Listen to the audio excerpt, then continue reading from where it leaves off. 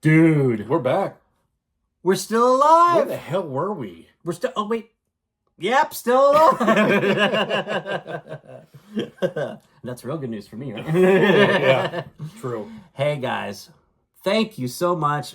We appreciate your patience. I guess you didn't have a choice, No. but if you're new to the channel, what we're rambling on about here is that we haven't done a video in too long. Let's put it that way. It's been like 5 months. No, really Has that it? long? I feel like it has been. Oh wow, okay. We'll have to go back and check, but it's been a while. You guys let us know maybe. Yeah. But we life happens. Like I've said in other videos before, we absolutely love doing this. We love music. We love sharing our thoughts about music with you. You know, you go back and forth in the comments, we interact. It's all for the love of listening to music that we love. But life happens. We've got jobs. We've got It's families. good life. It's not bad life. No, yeah. We got, and he won't tell you, but he just released his first single. Oh, Congratulations. geez. Thank you. Yes, Thank you. He's been a bass man all of his life in the background. He finally put out an album. Finally stepped up to the plate. Check out Distant Love by Keith Knowles and the Curtain Crashers. Thank you so much. Thank you. Yep, we had to take a little time for that. Also, I was doing some moving and doing all that, so it worked out great for me, too. So Thanks for the shout out. I won't inundate you guys on this channel with that stuff, but everything is all in one spot. It's keithknowlesmusic.com. So you can link to the YouTube video. The first, you were in the video, by the way. Videos. He was in my music video. You guys, I mean, even if you don't care about my music, seriously, you got to watch this guy do his first acting job in my music video. Bad. No, seriously, it was great. It was great. The music's great. Acting not so good. No. Yeah. Stop. No, everybody involved in the video was great. Thanks to TRP Records, my friends there, helping me put my music up. So, like I said, maybe I'll do a short about it at some point, but and I got some more songs coming early next year in an EP. But I won't keep plugging it on this channel, but since we're talking about this one time, the central hub of everything is a website, keithknowlesmusic.com. Knowles spelled like Beyonce, Knowles, keithknowlesmusic.com. You can link to the Facebook, the YouTube, all that stuff. So thank you. Appreciate it. Absolutely. But why are we here today, Keith? Well, we're here today What is this album we're going to be talking about? to talk about a band and music that is well known by many people, unlike my music. And we're here to talk about Dawes. We are. Now, you guys that follow the channel know that the Misadventures of Doom Scroller, a year or two ago, was resonated huge with us. They kind of took a left turn from their usual fare and basically gave us a Steely Dan on steroids in a Dawes fashion album that I still think is absolutely fantastic. Stellar. Now, I know when we did that review, we were talking about maybe our top few Dawes albums, and if I remember correctly, I think you said North Hills, and then Doom Scroller was like a very close second. Yes. So has Doom Scroller taken over now? No. North Hills? Yeah, Okay. North Hills is going to be hard to top ever. But, The debut, yeah. But this is, that one was right up there, man. Yeah. That was a good surprise. It was, speaking of surprise, that's the name of one of the songs on this album, which we'll get to. Yes, it is. But this album is called Oh Brother, and I think, a little tongue-in-cheek there, having fun with us, because they're essentially down to the Goldsmith brothers. There's, is his name Trevor? One of the guitarists is still around from the touring band. But Wiley Gelbar on bass has been gone. Yep. Lee Pardini on keys has been gone. So if you like that era of like all your favorite bands, We're All Gonna Die, Passwords, that kind of now middle era of Dawes, it's a different thing now. It is. You know, it's a whole lot of Goldsmith. It is, yeah. Yeah, which probably not a bad thing. We're about to find out. Yep. So you've seen Dawes live, right? Yeah. Yep. I've seen them, 5 or 6 times. One of my favorite bands, all your favorite bands, one of my favorite bands of the past, 20 years or so, consistently putting out solid music. Some albums have resonated with me more than others, obviously. So I was very, very excited for this one and very interested because, Brad, what do you do after Doom Scroller? No, but that's the hard part. That's what I was thinking about too, is when I went to put this on, I went, shit, man, I got to grade this on some sort of a bell curve because if I hold this up saying is it as good as Doom Scroller, that's really hard, I mean, it's almost unfair to go in after that, but... True, because it was a totally different thing. It was. And a career highlight. It was. As we both believe, and I think a lot of the fans do. So, let's just get it out of the way. They did not give us Doom Scroller Part 2. No. Nor should they have. No, we didn't want that. Yeah, so, what do? Well, you're down to mainly the brothers. You do what they do, which is write great songs and execute them in the studio very well. Mm-hmm. And for the most part, I think that's what they did on this album. Yeah, I really do. I'm very happy with the album in general. Me too. there were some hits, there were some misses for me along the way. We'll get to that. And not just was it not Doom Scroller number 2. Yeah. But it didn't give me the excitement Doom Scroller gave me either. This is not going to fall in the top 3 for me. Okay, yeah. Yeah. Fair. I mean, I'm not sure where you are overall. I mean, that's kind of what we do quickly is how does this stack in there? And this is going to be more in the middle of the pile for me, I think. Agreed. Yeah. I will say, though, since we're talking about kind of where it ranks already, I think but Doom Scroller is an anomaly. It's a unicorn. We're going to put it off to the side for this conversation. It is. So, Doom Scroller aside, I think this is their most enjoyable and most consistent album since We're All Gonna Die, possibly since All Your Favorite Bands. That's my opinion. Now, I've been re-listening to some of the older stuff because some of the more recent stuff before Doom Scroller I've been a little tough on, and I'm like, you know what? Is it just me? Did I not give him enough time? I will say overall the album Passwords is much better than I gave it credit for when it came out. It is, yeah.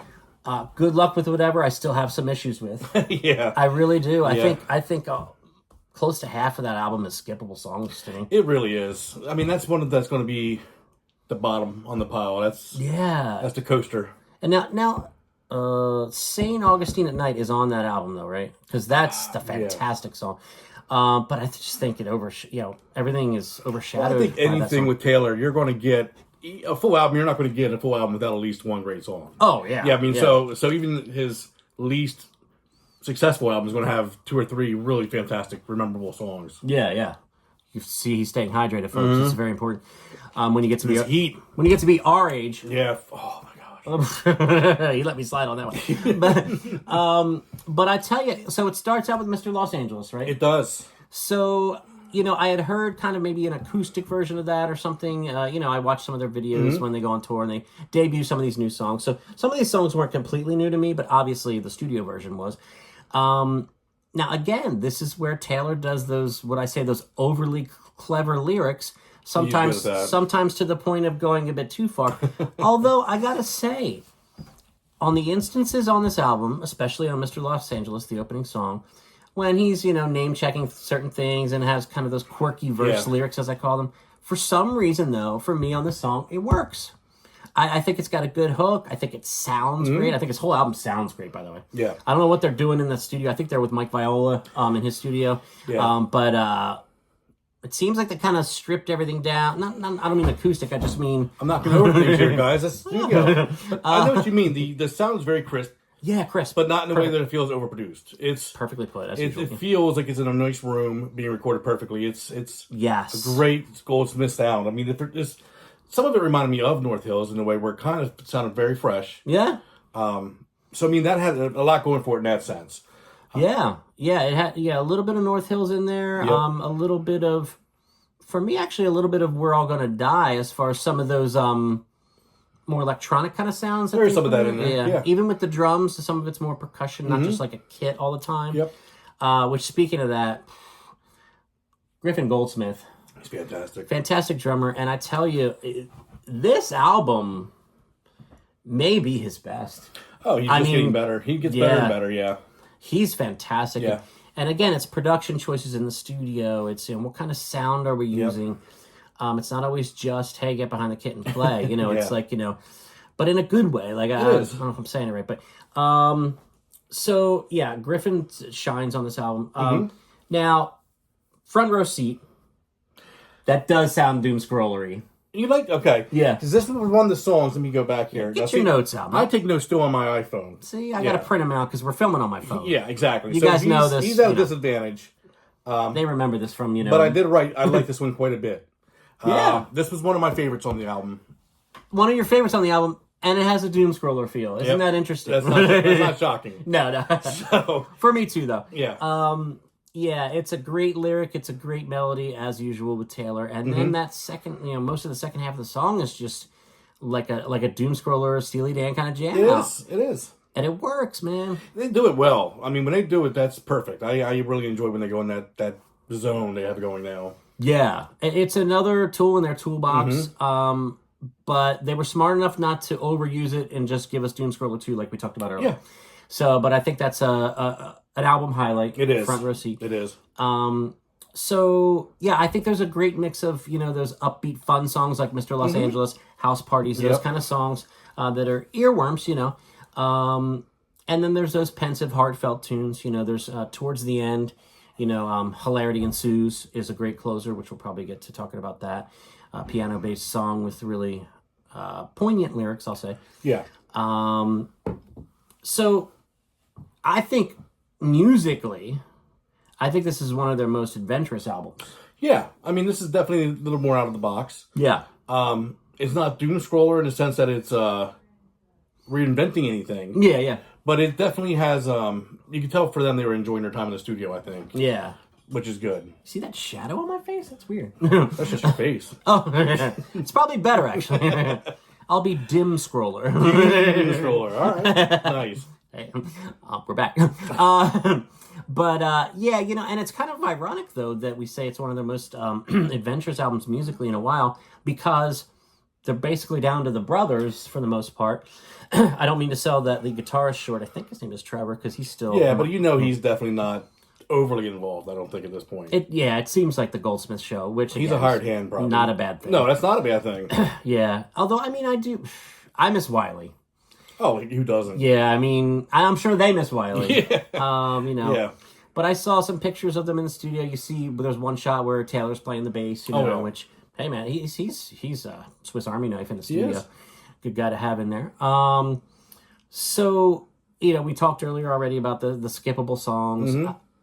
I don't really, this is a 9-song album, which is probably nice and good and tight. I don't have a skippable song. I wouldn't call any skippable. There was one or two that I wrote down. They were a little vanilla, where they felt a little. Tell me which they are.